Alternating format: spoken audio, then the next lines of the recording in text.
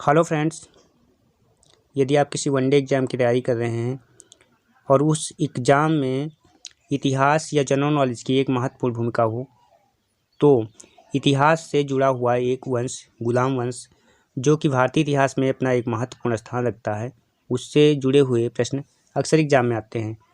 तो आइए देखते हैं इसी वंश से जुड़े हुए कुछ अत्यंत महत्वपूर्ण प्रश्नों को, यानी भारतीय इतिहास से जुड़े हुए कुछ महत्वपूर्ण प्रश्नों को।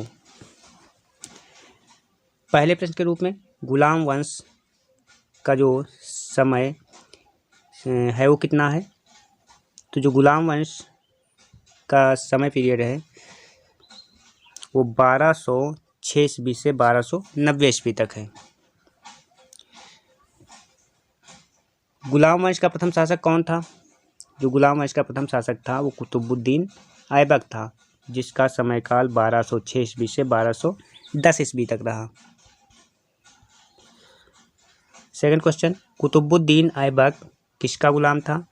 जो कुतुबुद्दीन ऐबक था वो मोहम्मद गौरी का गुलाम था। मोहम्मद गौरी के साथ में कुतुबुद्दीन भारत को एक गुलाम के रूप में आया था, लेकिन जब मोहम्मद गौरी जाने लगा तो कुतुबुद्दीन ऐबक को उसने शासक नियुक्त किया। इस प्रकार से मोहम्मद गौरी के जाने के बाद कुतुबुद्दीन गुलाम वंश का पहला शासक बनता है। कुतुब मीनार का निर्माण किसके द्वारा प्रारंभ किसके द्वारा कराया गया? तो जो कुतुब मीनार का निर्माण है वो कुतुबुद्दीन ऐबक द्वारा ही इसका निर्माण प्रारंभ कराया गया। कुतुब मीनार को पूरा किसने कराया? कुतुब मीनार को पूरा कराने का श्रेय इल्तुतमिश को जाता है। किस शासक को लाख बख्श भी कहा जाता है? कुतुबुद्दीन ऐबक को लाख बख्श के नाम से भी जाना जाता है। इस नाम के देने के पीछे उसके पीछे कारण है कि वो दान अधिक देता था, इसलिए उसको लाख बख्श भी कहा जाता है। किस शासक ने 2.5 दिन का झोपड़ा बनवाया? कुतुबुद्दीन ऐबक द्वारा 2.5 दिन का झोपड़े का निर्माण कराया गया।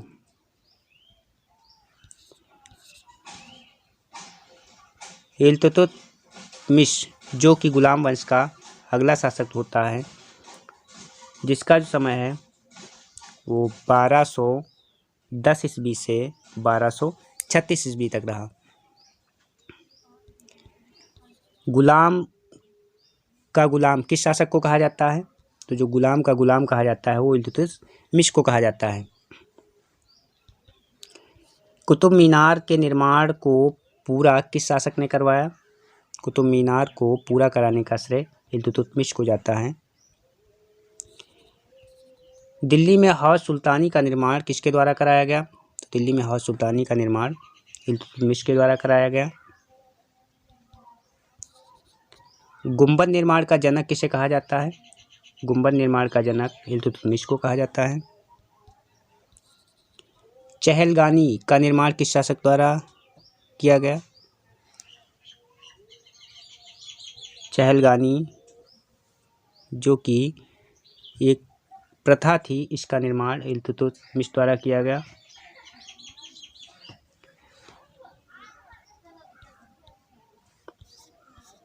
चहलगानी को किसके द्वारा समाप्त किया गया? तो चहलगानी प्रथा को बलबन के द्वारा समाप्त किया गया। जो अगला शासक बलबन गुलाम वंश का था, उसके द्वारा चहलगानी प्रथा को समाप्त किया गया।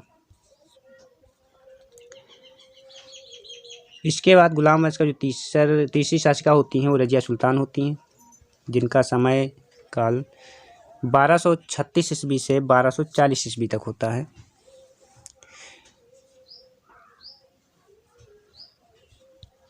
भारत की प्रथम महिला मुस्लिम शासिका कौन थी?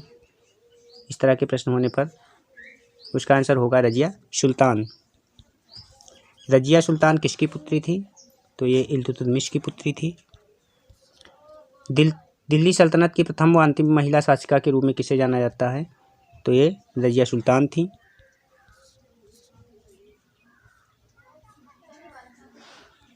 रजिया सुल्तान के बाद गुलाम वंश का अगला शासक बलबन को नियुक्त किया जाता है, जिसका समय पीरियड जो है 1266 ईस्वी से 1286 ईस्वी तक होता है। गुलामों का गुलाम किस शासक को कहा जाता है? तो ये बलबन को कहा जाता है। पारसी नव वर्ष नवरोज को भारत में प्रारंभ किसके द्वारा किया गया? तो इसका नवरोज का जो है उसका प्रारंभ बलबन के द्वारा किया गया। सिजदा तथा पावोश प्रथा का प्रारंभ किस शासक द्वारा किया गया? तो सिजदा तथा पावोश प्रथा का जो प्रारंभ है वो बलबन द्वारा किया गया। सिजदा तथा पावोश प्रथा को समाप्त किस शासक द्वारा किया गया? तो सिजदा तथा पावोश प्रथा को समाप्त शाहजहां द्वारा किया गया। चहलगानी प्रथा को किस शासक द्वारा समाप्त किया गया? तो जो चहलगानी प्रथा थी उसको बलबन के द्वारा समाप्त किया गया। मंगोल आक्रमण किसके समय में प्रारंभ हुए? तो जो मंगोलों के आक्रमण थे वो बलबन के समय में प्रारंभ हुए। इस प्रकार से गुलाम अहमद से जितने महत्वपूर्ण प्रश्न थे वनडे एग्जाम्स में बार बार रिपीट होते रहते हैं, उनको इस वीडियो में डिस्कस किया। यदि वीडियो पसंद आया हो तो प्लीज़ चैनल को सब्सक्राइब कीजिए और ऐसे वीडियो और पाने के लिए बेल आइकन को प्रेस कीजिए। Thank you for watching my video.